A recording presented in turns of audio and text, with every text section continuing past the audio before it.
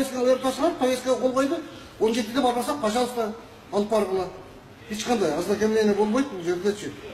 Сіздер мизамды сақтағыла. Повестканы алдым. 17:00-ге барам дедім. Егер бармасақ, барам дедім. Бармасақ, сіздер Егерде мен 17:00-ге барбасам, анда принудительный порядка жасаңыз. Мен да юристмін.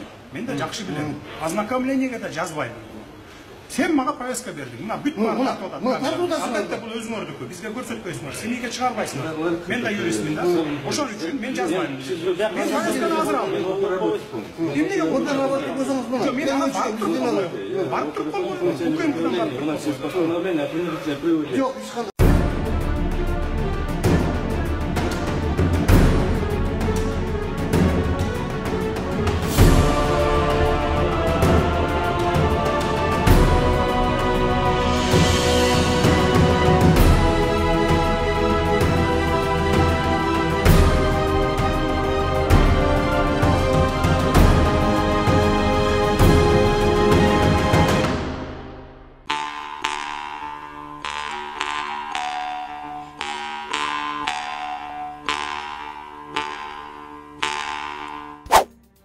Милициянын кайгул кызматынын унасына заара кылган жигит изделүүдө.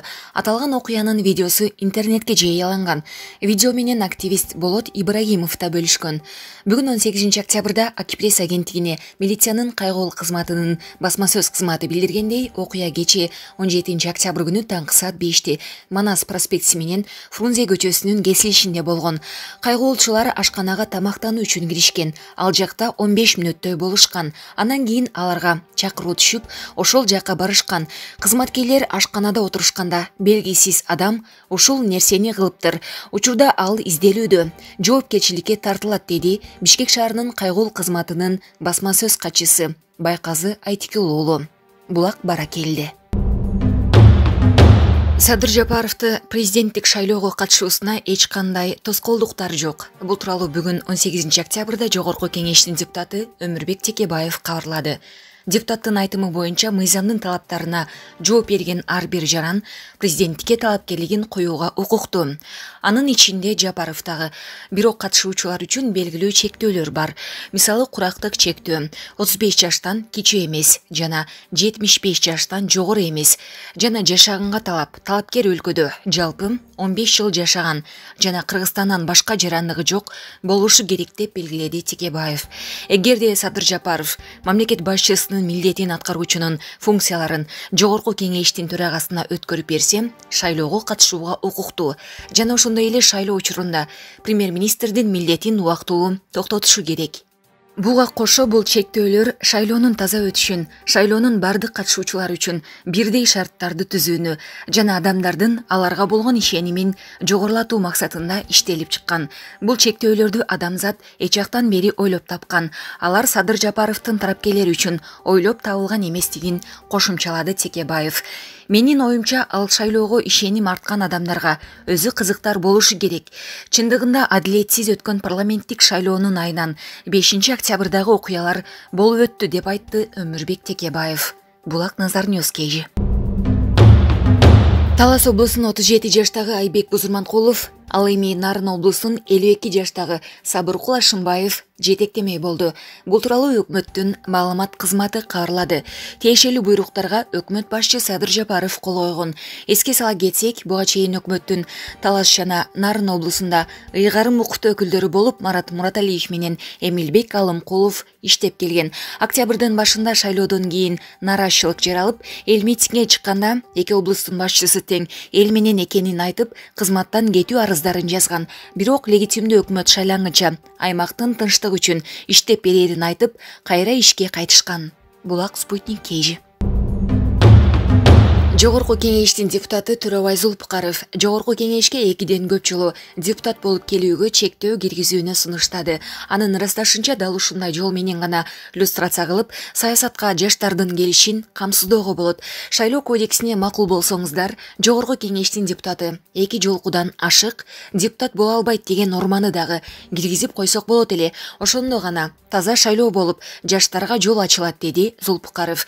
Люстрация маселеси Кыргызстанда мал менен менен көтөрүлүп келген парламенттик шайлоо алдында Реформа партиясы өз программасында люстрация жолу менен бийликти тазалоону сунуштаган.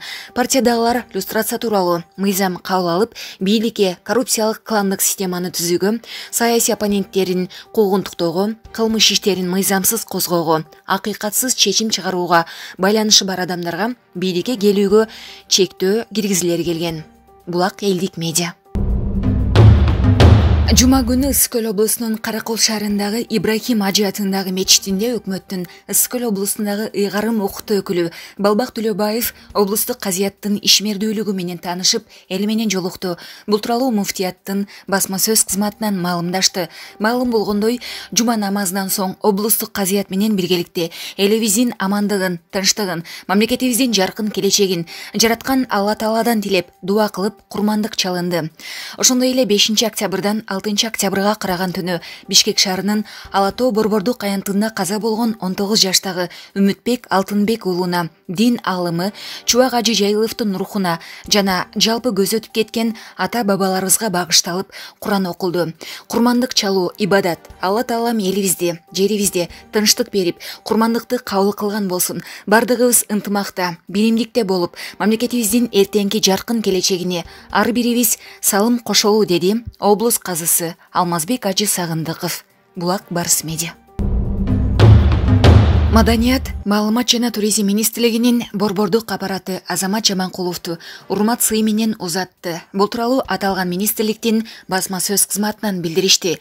Маалым болгондой, анда министр Нуржигит Кадырбеков Азамат Жаманкуловго мындан аркы иштерине ийгилик каалап, кандай гана иш берилбесин, аны чоң жоопкерчилик менен аткарып келгендигин баса белгиледи.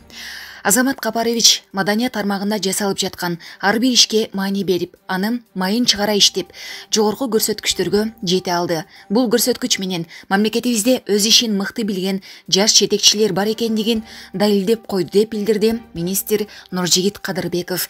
Эске салсак, Азамат Жаманкулов 2018 жылдын 24 октябрында эң жаш өкмөт мүчөсү катары дайындалып, Кыргыз Республикасынын маданият, маалымат жана туризм министрлигин 2 жыл жетектеген. Булак Барс медиа. Кара-Балта шаарына табылган экспонатты көрүү үчүн жерине Жайыл райондук маданият бөлүмүнүн башчысы Сакен Какеева баштаган комиссия барды. Комиссиянын курамына райондук маданият үйүнүн директору Данияр Базылов жана жергиликтүү тарыхчы Максим Клименко кирген. Комиссия табылганы карап, Данияр Базылов экспонат чындыгында байыркы экен деди. Табылга жана ал турган аймак кызыгууну жаратат. Изилдөө иштери үчүн биз Улуттук Илимдер Академиясына кайрылып, адистерди чакырабыз. Бир топ жылдардан бери бул академиянын кызматкерлери менен бирге иш алып барып келебиз. Алар Япониядан илимпоздорду чакырып жүрүшөт, деди Сакен Какеева. Данияр Базыловдун айтымында, Жайылдын аймагында көп сандаган маданий жана тарыхый эстеликтер бар. Аймактын жогорку бөлүгүндө тоолордун алдында сактардын көрүстөндөрү, ал эми төмөнкү бөлүгүндө Кукон хандыгы курган шептин калдыктары жайгашкан. Биздин милдет бардык объектилерди көзөмөлгө алуу, атайын изилдөөчүлөрдү чакыруу, анан кийин тарыхый объектилердин сакталышын камсыз кылуу. Ал эми бул экспонатты музейге өткөрүп беребиз, деди ал. Тарыхчы Максим Клименко белгилегендей, Кукон хандыгы курган чепте бир нече кербен сарайлар болгон. Сарайлар 30 чакырымга чейинки аралыкты ээлеп турушкан. Ошондой эле кол өнөрчүлөрдүн аркандай өнөр-каналары, тактап айтканда карапа, темир, зергер буюмдары жасалган жайлар болгон. Ошондуктан Жайыл районунун аймагында көптөгөн экспонаттар кездешет. Аларга кылдаттык менен мамиле кылуу керек. Анткени тарыхый эстеликтерге аяр мамиле жасаганда гана адам өз мекенине болгон чыныгы сүйүүсүн көрсөтө алат, деди ал. Булак турмуш кейжи. Байыш Момунов жубайым Байелди, менин да уулум, деп жылуу кабыл алды. Ырчы Байыш Момунов уулу Байелди бир туугандары менен ынак болсун деп үйүнө чайга чакырганын айтат. Бүгүн мен үчүн өтө кубанычтуу күн. Аллахка чексиз шүгүрлөр болсун. Анткени Байел уулум бир туугандары менен түбөлүктүү ынак болуу үчүн ушул жолугушууну уюштуруп, үйгө чакырып чай үстүндө баарлаштык. Келинчегим Динарага Аллахым ыраазы болсун, балдарымдын катарында Байылда менин уулум да деп энелик мээримин төгүп жылуу кабыл алганы мен үчүн чоң бакыт болду. Балдарымдын келечектери кең болсун, Аллахым өзү колдосун. Эске салсак, Байыл ырчылар Байыш Момунов менен Клара Алибекованын уулу. Булак Барс Медиа.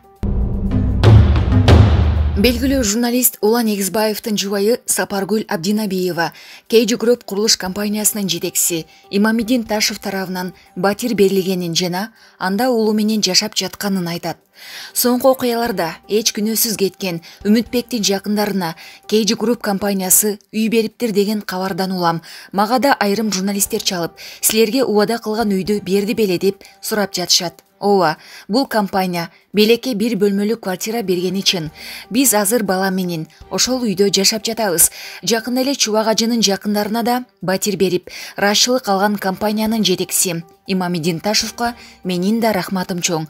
Адам кайгылуу окуя жашап жатканда колдоо көрсөтүп, кубаттаган бул адатыңыз сиздин кайрымдуулугуңуздан, адамгерчилигиңизден кабар берет. Чарчабаңыз, оорубаңыз, ишиңиздерге албан ийгилик болсун.